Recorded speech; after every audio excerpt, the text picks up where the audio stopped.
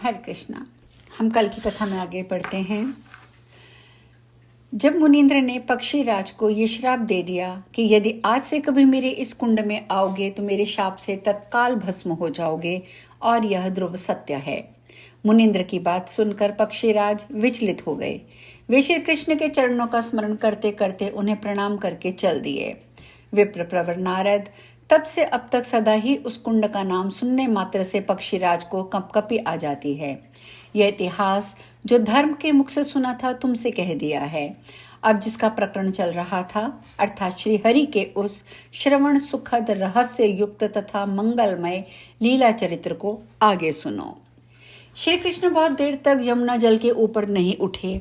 ये जानकर ग्वाल बाल दुखी हो गए। वे मोहवश यमुना के तट पर रोने लगे। कुछ बालक शोक से व्याकुल होकर अपनी छाती पीटने लगे। कोई श्री हरि के बिना पृथ्वी पर पछाड़ खाकर गिरे और मूर्छित हो गए। कितने ही बालक श्री कृष्ण के विरह से व्यथित होकर कालियादेह में प्रवेश करने को उद्यत हो गए, और कुछ ग्वाल बाल उनको उसमें जाने से रोकने लगे। कोई कोई विलाप करके प्राण त्यागने को उद्यत हो गए, और उनमें जो समझदार थे ऐसे कुछ बालक उन मरणोन्मुख बालकों की प्रयत्नपूर्वक रक्षा करने लगे। कोई हाय हाय कहकर रोने बिलखने लगे, कोई कृष्ण कृष्ण की रट लगाने लगे, और कोई इस समाचार को बताने के लिए नंदराय जी के समीप दौड़ गए। कुछ बालक वहां शोक भय मोह से आतुर होकर परस्पर मिलकर यूं कहने लग गए, हम क्या करें, हमारे श्री हरि कहाँ चले गए। हे नंदन, हे प्राणों से भी बढ़कर प्रियतम श्री कृष्ण, हे बंधो, हमें दर्शन दो, हमारे प्राण निकले जा रहे हैं। इसी बीच में कुछ बालक नंदराय जी के निकट जा पहुंचे। वे अत्यंत चंचल थे और शोक से व्याकुल होकर रो रहे थे।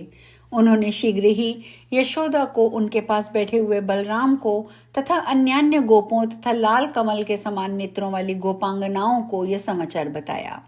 ये समाचार सुनकर वे सबके सब शोक में दौड़कर व्याकुल होते हुए यमुना तट पर पहुंचे और बालकों के साथ रोने लगे।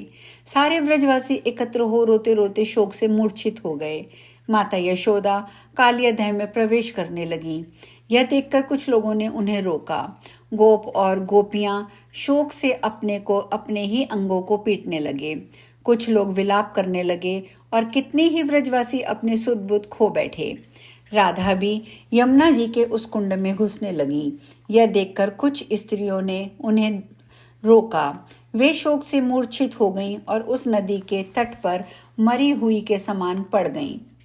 नंदराय जी अत्यंत विलाप करके बार बार मूर्छित होने लगे। वे चेत होने पर पुनः रोते तथा रो रोकर फिर मूर्छित हो जाते। उस समय ज्ञानियों में श्रेष्ठ बलराम जी ने अत्यंत विलाप करते हुए नंद को, शोक से कातर हुए यशोदा को, गोप और गोपांगनाओं को, अत्यंत मूर्छित राधिका को, रोते हुए समस्त बालकों तथा शोकग्रस्त हुई संपूर्ण गोप बालिकाओं को धीरज बंधाते हुए समझाना आरंभ किया। श्री बलदेव बोले, हे गोपों, हे गोपियों और बालकों, तुम सब लोग मेरी बात सुनो। हे नंद बाबा, ज्ञान शिरोमणि गर्ग जी की बातों को याद करो, जो जगत का भार उठाने वाले शेष के भी आधारभूत हैं, संहारकारी शंकर के भी संहारक हैं तथा विधाता के भी विधाता हैं। उनकी इस भूतल पर किससे पराजय हो सकती है। श्री कृष्ण अणु के भी अणु तथा परम महान हैं। वे स्थूल से भी स्थूल तथा परात्पर हैं। उनकी सत्ता सदा और सर्वत्र विद्यमान है, तथापि वे किसी की दृष्टि पथ में नहीं आते। वे ही योगियों के भी सम्यक योग हैं। श्रुतियों ने स्पष्ट कहा है कि संपूर्ण दिशाएं कभी एकत्रित नहीं हो सकती। आकाश को कोई छू नहीं सकता, सर्वेश्वर को कोई बाधा नहीं पहुंचा सकता। श्री कृष्ण सबके आत्मा हैं। आत्मा किसी की भी दृष्टि में नहीं आता। उसे अस्त्रों का निशाना नहीं बनाया जा सकता।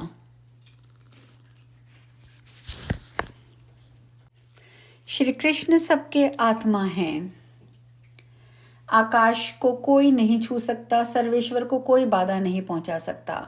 आत्मा किसी की दृष्टि में नहीं आता, उसे अस्त्रों का निशाना नहीं बनाया जा सकता। वह ना तो वध के योग्य है, ना दृश्य के ही। उसे आग नहीं जला सकती, ना ही उसकी हिंसा की जा सकती है। अध्यात्म तत्व के विज्ञाता विद्वानों ने आत्मा को ऐसा ही जाना और माना है। इन श्री कृष्ण का विग्रह भक्तों के ध्यान के लिए ही है। ये ज्योति स्वरूप और सर्वव्यापी हैं। इन परमात्मा का आदि, मध्य और अंत नहीं है। जब सारा ब्रह्मांड एकांड वन में जल में मग्न हो जाता है, तब ये श्री कृष्ण जल में शयन करते हैं। उस समय इनकी नाभि से जो कमल पैदा होता है, उसी से ब्रह्मा जी का प्राकट्य होता है। जिन्हें एकांड व्रत के जल में भी भय नहीं है, उन्हीं परमेश्वर के लिए इस कालियादह में विपत्ति की संभावना कितना महान अज्ञान है। पिताजी, यदि एक मच्छर सारे ब्रह्मांड को निगल जाने में समर्थ हो जाए, तो भी उन ब्रह्मांड नायक को वह सर्प अपना ग्रास नहीं बना सकता। ये मैंने परम उत्तम संपूर्ण आध्यात्मिक ज्ञान की बात कही है। इससे समस्त संशयों का उच्छेद हो जाता है। बलदेव जी की बात सुनकर गर्ग जी के वचनों को याद करके नंद जी ने शोक त्याग दिया। व्रजवासियों और व्रजांगनाओं का भी शोक जाता रहा। सबने बलदेव जी के इस प्रबोधन को मान लिया, परंतु यशोदा और राधिका को इससे संतोष न हुआ। प्रियजन के विरह के विषय में मन किसी प्रकार के प्रबोधक को नहीं ग्रहण करता। जब तक प्रियजन का मिलन न हो जाए, तब तक केवल समझाने बुझाने से मन को शांति नहीं मिल सकती। मुने, इसी समय व्रजवासियों और व्रजांगनाओं ने श्री कृष्ण को जल के ऊपर को उछलते देखा। इससे उनके हर्ष की कोई सीमा ना रही। उनका शरत काल की पूर्णिमा के चंद्रमा की भांति परम मनोहर मुख और उसकी मंद मंद मुस्कुराहट मन को बरबस अपनी ओर खींच लेती थी। पानी से निकलने पर भी वस्त्र भीगे नहीं थे, शरीर भी आर्द्र नहीं था। भाल देश के में चंदन और नेत्रों का अंजन का श्रृंगार भी लुप्त नहीं हुआ था। समस्त आभूषणों से अलंकृत, सर पर मोर मुकुट धारण किए और अधरों में मुरली लगाए अच्युत श्री कृष्ण ब्रह्म तेज से प्रकाशित हो रहे थे। यशोदा अपने लाला को देखते ही छाती से लगाकर मुस्कुरा उठी और उनके मुखराविंद को चूमने लगी। उस समय उनके नेत्र और मुख प्रसन्नता से खिल उठे। नंद, बलराम तथा रोहिणी जी ने बारी बारी से श्याम सुंदर को हर्षपूर्वक हृदय से लगाया। सब लोग एक टक होकर गोविंद के श्रीमुख का दर्शन करने लगे। प्रेम से अंधे हुए संपूर्ण ग्वाल बालों ने श्रीहरि का आलिंगन किया। गोपांगनाओं नेत्र चकोरों द्वारा उनके मधुर सुधा का पान करने लगी। इतने में वहां से ऐसा वन के भीतरी भाग में दावानल ने आवेशिष्ट कर लिया। उन सबके साथ गौओं का समुदाय भी उस दावाग्नि में घिर गया। वन के भीतर चारों ओर पर्वतों के समान आग की ऊंची ऊंची लपटें उठने लगी। यह देखकर सबने अपना नाश निकट ही समझा। उस संकट में सब भयभीत हो गए। उस समय सारे व्रजवासी गोपी जन ग्वाल बाल संत्रस्त हो भक्ति में सिर झुकाकर दोनों हाथ जोड़कर श्री कृष्ण की स्तुति करने लगे। ग्वाल बाल बोले, हे ब्राह्मण, हे मधुसूदन, आपने सब आपत्तियों में जैसे हमारे कुल की रक्षा की है, इसी प्रकार फिर इस दावानल से हमें बचाइए। जगतपते, आप ही हमारे इष्ट देवता हैं, आप ही कुल देवता। संसार की सृष्टि पालन और संहार करने वाले भी आप हैं।